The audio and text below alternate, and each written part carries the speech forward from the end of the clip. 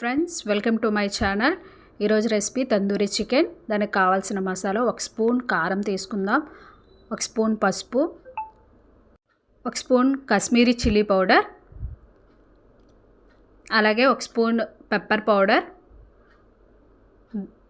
Chicken masala, అలాగే ధనియాల powder, 1 spoon garam masala, salt, అలాగే ఫ్రెష్గా చేసిన అల్లం తెల్లుల్లి పేస్ట్, అలాగే corn flour, half lemon,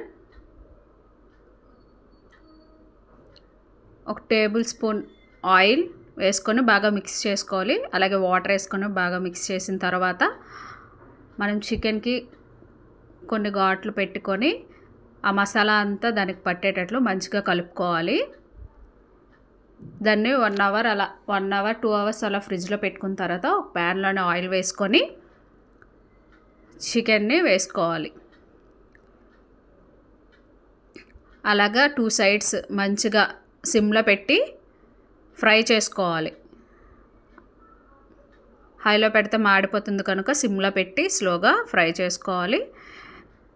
2 sides అలాగే చేసుకోవాలి.